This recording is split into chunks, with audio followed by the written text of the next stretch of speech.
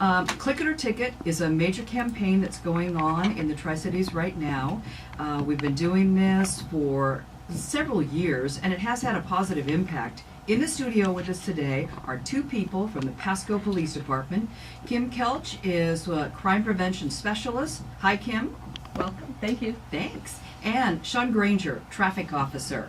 How long have you been on the patrol, Sean? I've been with Pasco for a little over 10 years now. 10 years, okay. So you've seen quite a bit, and we're going to ask you about that in a minute. Because of Click It or Ticket, just because of all of the information that is out there, we actually have reduced the number of fatalities, haven't we, for children? We have. The number of actual fatalities has gone down by about 50%. Wow, good. But okay. we still have more than 75% of the car seats either installed incorrectly or they're not being used correctly. No, they're not being used. You know, I'm just like every other driver that goes down the road, and when I come up against a car where the children are bouncing around in the back seat, it's just, oh boy, your heart just drops out because you just know they're a projectile, aren't they? That's absolutely true. And that's the hardest part for me when I'm talking to parents about restraining their children in proper car seat, is that if something happens and those collisions happen, the child becomes a projectile, and so does everything else that's in the car. All of the toys, all of the electronics that the kids are playing with, and you multiply that by the speed, and that's going to be Sean's department, that math piece. But that intensity that they're hit with, because something's loose in the car, whether it be the child or their toy, causes as much damage. Okay, I want to hear from Sean, but I want to do that after we lay out what are the basic rules. So tell me what those basic rules are. Basic rules in terms of restraining children? Yes. Okay, yes. So the goal is to keep children rear-facing until at least age 2. Okay. In Sweden, they restrain children until the age of 4, and they have reduced their child fatalities to 1 a year. Okay, so under 2, I'm putting my child in the back seat and they're facing the back of the car. That's correct. Okay. And beyond that, it's having the right seat for the child. Using the harnesses as long as possible. You don't want them in a booster with only a seatbelt until they can actually fit into the seatbelt. State law says age of 13 before you can ride in the front seat. Okay. When people ask me, you don't need to be in the front seat until you have a driver's permit. Oh my. Wow. It has to do, okay. it isn't about size, age, or weight. It has to do with bone density, and our bones don't start to harden until we reach puberty. And that's where the injuries come in. Okay. So sit in the back seat, 13 or until you're getting your driver's permit. Is that what you said? Yes. Wow, that's like 15 and a half, huh? Yes. So sit in the back seat. Just get used to it. Then there's no shotgun. You don't get that. Right. Sit in the back. Okay. What about the booster seat? How is the booster seat different than just having the lap belt on and all? Well, there aren't too many vehicles anymore that even have just lap belts. Well, and so I mean, you want to use yeah, the whole lap thing. belt and the shoulder harness at all times. And lots of that tween age child doesn't want to wear the shoulder harness, and that's probably the most deadly situation to be in, because they end up being partially ejected from a car and they're not fully restrained, so they hurt their head. The traumatic brain injury, that's what we see when children are not properly restrained. Booster seat, what it does, especially the high back boosters, protects the head. And that's what you're looking for, is a protection of the head. You can have a broken bone, that will heal. Traumatic brain injury is not something that you easily come back from. Sean, so 10 years out patrolling the streets of Pasco, tell me, I'm sure you've seen some accidents. What sticks in your memory about that? Yeah, the biggest thing, I mean, with any restraint, whether it be an adult or a child, like Kim mentioned, she talked about the projectile. What people have to remember is when they're going down the road at 70 miles an hour, their car's going at 70 miles an hour, everybody inside is also going at 70 miles an hour. If that car strikes an object and suddenly stops, in less than a second that vehicle's gone from 70 miles an hour to 0. Everything inside that vehicle is still going 70 miles an hour until something stops it. Car seats, seat belts, all of that, they're designed to safely stop that person with the vehicle. If that's not on, the person's going to continue until they do hit something that stops them. For a child in the back seat, that's going to be the back of the front seat. If that doesn't fully stop them, then it's the dashboard, then it's the windshield, until something finally stops that person. Problem is, those items obviously are not designed to safely stop somebody. The seatbelt is what's designed to safely stop them and bring them from 70, or whatever the speed is, down to 0, with the least likelihood of an injury resulting. So it a lot of the times when we explain it to people that way, it kind of helps them understand it. But that's what we see. If a vehicle starts to roll, we see people, they're going one direction and the vehicle's rolling a different direction. And they'll get thrown right out of the vehicle because they're still going the same speed and that vehicle's trying to slow down or go a different direction, but they're still going the same speed, same direction until something stops them. Yeah. How often do you run into drivers who have not properly restrained children? Run into it too often. Mm. In fairness, I'll say too often as long as I ever see it. Because again, those kids, they're going the same speed as the vehicle. The children don't understand the hazards involved in that. We hear a lot of reasons for not having kids buckled in, but when it comes down to it, it's a matter of this child's life. It really is, and it doesn't take much. It doesn't take a high-speed collision for an unrestrained child to be seriously injured or killed. There are a lot of collisions out there where children are killed that could have easily been prevented had they been properly restrained. What kind of excuses do people give? I'm curious about that. One of the ones we still commonly hear is they don't have a booster seat. They don't have the booster seat available, or they're transporting the child for somebody else and they didn't get the booster seat from them. While I understand the predicament there, again, it comes down to it's this child's life that's in danger. Uncomfortable, we get that a lot still. Not knowing how to install it, we get that sometimes. Or quite often, this is probably the most common thing I get, is they were in it and the child took it off. Again, that's something I understand. Kids are kids. They're going to do things like that. However, that's something that is extremely important that we need to teach the kids. You don't take it off. We teach our kids, how to get out of a house if it catches on fire. We teach them to stay away from things like guns and knives because we know that can seriously injure a child. This is just the same. We need to teach them, keep that seatbelt on, because if you don't, that could be deadly. All it takes is a couple seconds of having that off and a collision occurs, and that's the end of that child's life. I quite often get from people that they're a very careful driver and they know that they wouldn't crash with the child in the car. I do get that. There are a lot of extremely safe drivers out there. We deal oftentimes with the unsafe ones, but there's a lot of safe drivers out there. What people need to think about is it's not just them on the road. There's other safe drivers out on the road. They could be doing everything right, but if somebody else does something wrong, that's when things can turn bad in a hurry. Yeah. So it's really, you don't control that. I No. mean, it's good to be a safe driver, but we don't control that. Let me give you that phone number, folks, if you want to join us and ask any questions or make any comments about this topic. 509-547-8726.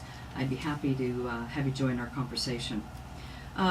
So what about what is the most frequent thing that you see as an officer? Is it the small child not facing the right direction? Is it the older child sitting in the front seat? I mean, where does it break down mostly of what children should be doing? What I typically see, most commonly for child restraint violations, are those children who are between, I'm going to say, anywhere from 3 up to 13.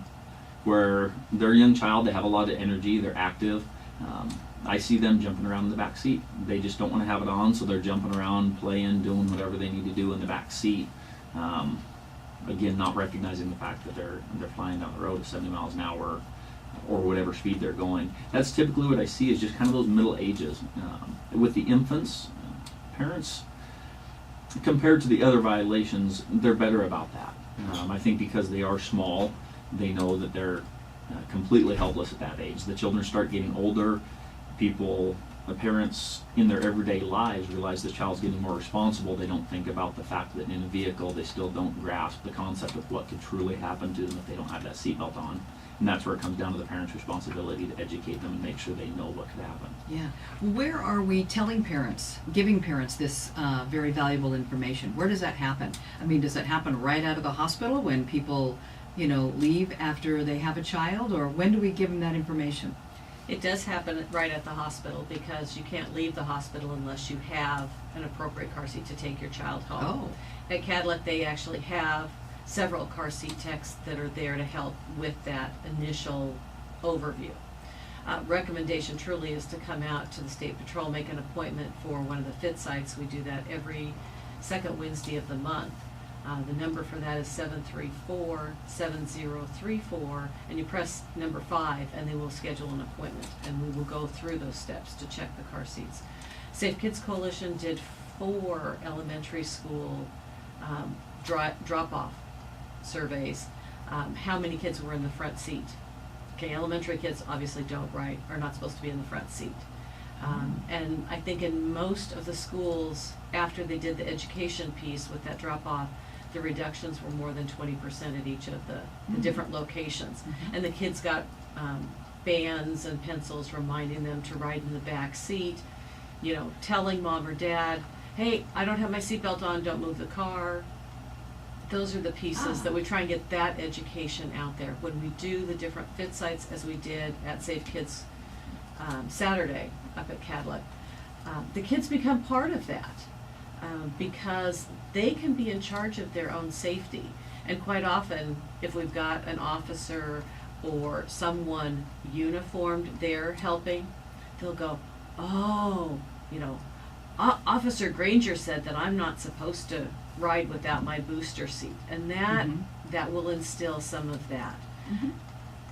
Mom, kids, I get it's crazy, and I think now because of the training I've had, but by the grace of God, my children survived because car seats weren't as strong as they are now. Mine's still right in the back seat. That's where they choose to ride. I guess I'm just lucky that way. And they're both had their license for quite a while, so. You like to ride like you're the chauffeur. Yes. That's it too. Well, let's take a break here. But we couldn't do a program like this if we didn't talk about some aspect of punishment or what happens when people get stopped. And I even want to talk about adults that aren't using seat belts. So we're back in a moment. News Talk 870. This is Meet in the Middle. It's Friday. I'm Christine Brown. My guest today, I'm talking about Click It or Ticket, just using seat belts in general and restraining children in cars. Kim Kelch is a crime prevention specialist, and Sean Granger is a traffic officer. Both of them are from the Pasco Police Department, and they work on this basically every day. So have we seen something recently that might help us understand the whole importance? You were talking to me about an accident. Sean, go ahead and describe, can you, that accident? Just a couple weeks ago, had 4 high school age students in a vehicle at lunchtime. There were several other contributing factors to the collision, but in the end the vehicle ended up rolling in an open field. All 4 of the occupants of the vehicle, fortunately, were restrained. They were wearing their seat belts. I've been through enough training, seen enough collisions to know that had they not been wearing their seat belts, there would have been at best some very serious injuries from that collision, if not fatalities. Fortunately, for the fact that they were all wearing their seat belts, they were all able to walk away with minor injuries because, again, those seat belts held them where they needed to be. Vehicles are made nowadays with a lot of safety features, and they're made to absorb impacts and keep people safe as long as they're restrained in. Once you're outside that vehicle, there's no safety features anymore. Well, I think a lot of children today, demonstrate that they have been well trained. They get in the car, and that is the first thing that they do. It's a very, very natural process for them. So when we start young, we know it can work. You never like to think about punishment, but how, can I be cited for not restraining my child properly? Absolutely. So Washington State, to kind of a brief overview of the law, any child under the age of 16 is required to be restrained in the vehicle, period. It doesn't matter how many seats are available, they are required to be restrained. If there aren't enough seat belts in the vehicle for all the children in the vehicle, they cannot be in that vehicle. The driver of a vehicle can be cited for anybody under the age of 16 who is not restrained or not properly restrained. That's a $124 infraction. As I'm sure a lot of people have seen in the media lately, those infractions are about to go up. Starting June 1st, that'll actually be a $136 infraction. As far as over the age of 16, once you're over the age of 16, the state considers you responsible for yourself and buckling up. Over the age of 16, if there is a seatbelt available, you are required to be restrained in the vehicle. If you're not restrained and there's an open seatbelt available, then again that subjects you to the $124 infraction. Currently, $136 come June 1st. In your 10 years, have you written tickets? One or two here and there. No, I mean specifically for, I'm sure you've written a lot of tickets. I'm not going to ask you how many there. I don't even, do you keep track of that? Not Okay. exactly, no. But I mean specifically for seatbelt infractions. Right. I mean, we write infractions regularly for seatbelts, especially unrestrained children. In all of our enforcement out there, we have several different approaches we can take when we stop a vehicle. We can certainly issue warnings to people if we feel that that is going to change their behavior and prevent them from doing that in the future. With seatbelts, and again, especially with child restraint, there's been so much media out there, so much attention given to it, and because it is such a huge safety issue, and these seatbelts have been shown to be such a lifesaver and save so many lives out there, that for those, especially child restraints, I'll be honest, there's very few verbal warnings for me for those, if any. If I see somebody unrestrained, there's a good chance they're going to receive an infraction. Just because, like I say, it's so widely publicized that we're out there doing those enforcement efforts. It's been widely publicized how much it can save lives. And with children, again, they don't understand that responsibility. They don't understand the hazards, rather, involved. So it's the parents' responsibility to make sure that they're keeping those kids safe inside the vehicle. Well, we were just chatting during the break here that most all of us, we want to find out when we hear about an accident, a report of an accident, whether or not the people were restrained with seatbelts, even adults. And that's the first thing that we listen for. I know in the state of Washington, our seatbelt use has dramatically increased over the years. I mean, we've been focusing on this as a state for, gosh, it seems like upwards of 2 decades now. We've raised a couple of generations of children to understand the importance of it. But how are we doing with adults? We're still lagging. Well, we're the best in the nation, but still we have these people die. Right. We are certainly progressing, but there's still room to improve. Largely because of seatbelt or lack of seatbelt usage, we still have a lot of traffic fatalities in the state. It's decreased drastically. And for a while, we would look at it as, hey, we're doing great because we only lost 500 people this year to traffic fatalities. But it's the state's view on it that any number is too much. We should never be satisfied with a low number. We should only be satisfied with 0. I mean, traffic fatalities continue to lead the pack in fatalities in a large extent. If the news story came out tomorrow that only 500 people died in airplane crashes in Washington State last year, that wouldn't go over well. No. And they'd probably ground all the planes. People don't realize how high that number is. Yeah. Simply buckling up can reduce that number greatly. There are a lot of survivable collisions out there that people have been killed in because they didn't have that seatbelt on.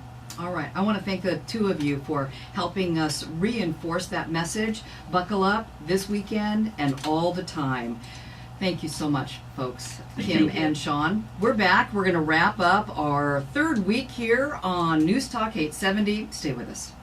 Oh, we're starting our 3-day holiday. But let's remember, what are we taking this 3-day holiday for? Memorial Day. That's coming up on Monday. It's a day for those folks who have died in active military service, and that's the time that we remember them. Traditionally, it's observed May 30th, but now it's officially observed on the last Monday in May. So for us, that is coming up this Monday. And, you know, I'm going to be flying my flag on my home all weekend long.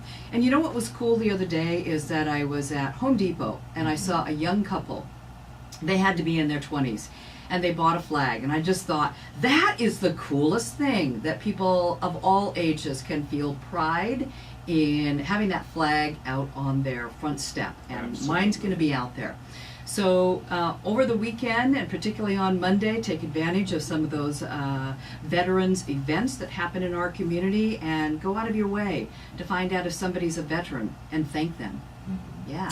Yep, and we'll be putting a flag on Dad's grave up at Desert Lawn. Oh, nice. U.S. Navy nice. Korea.